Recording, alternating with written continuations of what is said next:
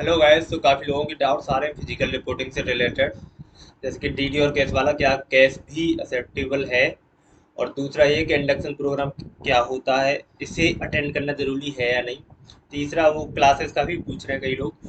और चौथा ये कि अगर किसी के पास कोई पर्टिकुलर डॉक्यूमेंट नहीं है तो उस केस में वो क्या करे। जैसे कि अभी पूछा है रिसेंट में ही दो तीन लोगों ने कि टीसी किसी किसी के पास नहीं है और डिप्लोमा का सर्टिफिकेट भी नहीं है, तो उस केस में वो क्या करेगा। ठीक है। इसके अलावा भी कई ऐसे कॉमन डाउट हैं जो कि कई लोगों द्वारा पूछे गए हैं, तो वही इस वीडियो में हम डिस्कस करेंगे। तो वीडियो को स्टार्ट, तो सबसे पहले बात करेंगे डीडी और कैश की कि क्या डीडी की जगह कैश जमा हो सकता है। तो देखो, आप किसी भी वेबसाइट पर देख लो, कहीं पर भी कैश का नामो निशान भी नहीं है। हमेशा सभी कॉलेजेस की वेबसाइट ने यही बता रखा है कि आपको डीडी ही जमा करना है, कौन कौन से नाम से जमा करना है ये भी बताया गया है। तो फिर कैश का ये पूछने का मतलब ही नहीं बनता। लेकिन अगर मान के चलो ऐसे कोई भी सिचुएशन आती है कि आपके पास डीडी नहीं बन पाया आपका, तो उस केस में ही आप कैश लेके जा सकते हैं। जैसे हमारे टाइम पर ये हुआ था, हमारे टाइम पर भी मतलब डीडी का ही बोला गया था, सब लोग डीडी लेके आए थे, लेकिन एक दो ऐसे स्टूडेंट्स थे जिनका कैश के थ्रू हो गया था।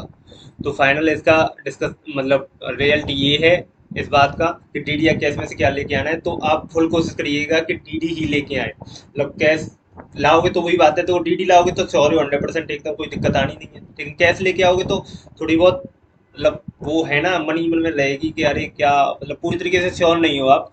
तो मेन बात यही है, डीडी ही लेके आए। अगर डीडी नहीं हो पा रहा है तो कैश ला सकते हो, चल जाएगा, इतनी कोई दिक्कत नहीं आएगी। ठीक है, पहला ये डाउट आपका हो गया। अब चलते हैं इंडक्शन प्रोग्राम की तरफ कि इंडक्शन प्रोग्राम क्या है और क्या इसे अटेंड करना जरूरी है। तो इंडक्शन प्रोग्राम देखो, जैसे 4 साल की आप बीटेक करने वाले हो तो स्टार्टिंग में आपको एक पढ़ाई से हटके कुछ एक तरीके से यही प्रोग्राम आपका चलता है। इसमें क्या होता है कि सुबह सुबह तो आपको योगा वगैरह कराए जाएंगे, ठीक है।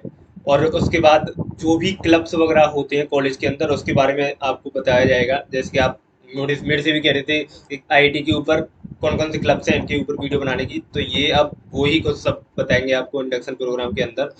ये बताए जाते हैं, और जितने भी एलुमनाई होते हैं कॉलेज के अच्छे अच्छे जो अच्छी जगह पर पहुंच चुके हैं, उनको एकदम इंटरेक्ट मतलब करवाया जाता है आपसे। किसी किसी कॉलेज में मतलब होता है, किसी किसी में नहीं होता, थोड़ा थोड़ा डिफरेंस हो सकता है अलग अलग कॉलेजेस के लिए। और मेन बात ये है कि क्लब्स वगैरह बताए जाते हैं आपको, और जितनी भी कॉलेज की डिपार्टमेंट है, ऐसे सी एस सी मैकेनिकल जितने भी मतलब इलेक्ट्रिकल वगैरह होते हैं, उनमें लैब्स वगैरह के थ्रू मतलब बताया जाता है एक तरीके से आपको सब जानकारी बताई जाती है कि कौन कितनी लैब्स हैं, ये एच ओ डी हैं, एच ओ डी वगैरह आपसे इंटरेक्ट करते हैं, यही सब। तो मेन बात इसकी ये है कि अगर आप इसे अटेंड करोगे तो अच्छा ही होगा, कॉलेज के बारे में आपको जानने को मिलेगा। घाटा कुछ नहीं है, फायदा ही फायदा है। अगर नहीं अटेंड करोगे तो भी कोई दिक्कत नहीं है, मतलब योगा वगैरह यही समझ सकते हो आप, ज्वाइन कर लोगे तो अच्छा है। ठीक है, अटेंडेंस थोड़ा, हाँ ये भी है कि आपके जो बैचमेट्स होते हैं उनसे भी आपकी थोड़ी जानकारी वगैरह हो जाती है। तो मैं तो यही कहूँगा भाई, ज्वाइन कर लो। लेकिन अगर कोई भी थोड़ी बहुत इच्छा इच्छा तो नहीं, खैर मतलब आपका मन नहीं हो तो नहीं भी कर सकते, कोई ज़्यादा दिक्कत नहीं है। कई लोग ये भी पूछ लेते हैं कि डीडी किस बैंक से बनवाना है, या फिर क्या फादर के अकाउंट से ही बनवाना है, या फिर मदर के से बनवाना है, या अपना अपने से बनवा सकते हैं।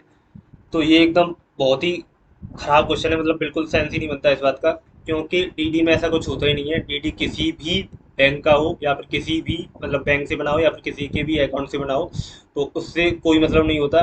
बस जिसके फेवर में बनवा रहे हो या फिर जिसके लिए बनवा रहे हो, उसकी मीनिंग थोड़ा सही से चेक करिएगा, बस और कुछ नहीं है। ठीक है, तो ये वाला भी हो गया। अब आते हैं एक, जो कि ये भी काफ़ी ज़्यादा इंपॉर्टेंट डाउट है कि अगर किसी के पास कोई डॉक्यूमेंट अवेलेबल ना हो तो उस केस में वो क्या करे। तो देखो, इस केस में पहली बात तो आपका डॉक्यूमेंट ना होने का एक वैलिड रीजन होना चाहिए। जैसे कि डिप्लोमा वालों का कुछ बता रहे थे कि उनका रिजल्ट अभी नहीं आया, तो मार्कशीट वगैरह वो कैसे जमा करेंगे। तो ये बनता है, ये मतलब आपका एक प्रॉब्लम ये बनती है कि हाँ भाई, इस केस में आप कुछ कर ही नहीं पाओगे क्योंकि मिला ही नहीं है आपको। तो इस केस में क्या होता है, एक एप्लीकेशन बेसिकली लिखना होता है फिजिकल रिपोर्टिंग के टाइम पर, तो लिख के सबमिट करना होता है, उसमें ज़्यादा कोई दिक्कत नहीं है। जैसे कि टीसी वगैरह है, तो ये भी आप इन छोटी मोटी प्रॉब्लम के लिए, मतलब कोई डॉक्यूमेंट अवेलेबल ना हो तो उस केस में एप्लीकेशन लिख के दे सकते हो। लेकिन एक रीजन होना चाहिए, ऐसे नहीं कि 12th की मार्कशीट ही नहीं है, 12th की खो गई, ये कुछ नहीं चलेगा। ठीक है, ये हो गया। और लास्ट डाउट, डाउट क्या मतलब, ये तो खैर सबको पूछना ही चाहिए कि क्लासेस कब से स्टार्ट होंगी। तो इस केस में देखो, वो बता रहे हैं कि 1 अक्टूबर से आपका तो सेशन चालू हो जाएगा, मतलब सेशन बेसिकली यही इंडक्शन प्रोग्राम चालू हो रहा है, स्टार्ट हो रहा है। तो पहली बात तो उन्होंने अभी ये श्योर किया ही नहीं है कहीं पर कि क्या आपको पूरा मतलब बैग वैग पैकिंग करके आ जाना है कॉलेज के अंदर। मतलब ये बहुत ही एकदम ऐसा डाउट है ना, पता ही चल रहा है कंफर्म कि आना ही है आपको या फिर ऑनलाइन ही होगा सब कुछ। ठीक है, तो इस केस में क्या कर सकते हो कि पहली बात, जो इसे अटेंड करना चाह रहा हो इंडक्शन प्रोग्राम को, तो वो कॉलेज में आ सकता है। मतलब इतना सामान मत लेके आना शुरुआत में, थोड़ा बहुत इतना सामान ले आना कि अगर मतलब यहाँ से लौट के जाना भी पड़े तो ज़्यादा प्रॉब्लम ना हो आपको। तो ये मान के चलो कि जो भी ये इंडक्शन प्रोग्राम होता है वैसे ऑफलाइन ही होता है। तो मतलब तो यही बनता है इसका कि कॉलेज में आना ही है आपको, कॉलेज में बुला रहे हैं वो। ठीक है, हॉस्टल वगैरह अलॉट हो जाएगा, तो आ सकते हो कॉलेज में। और जो इंडक्शन प्रोग्राम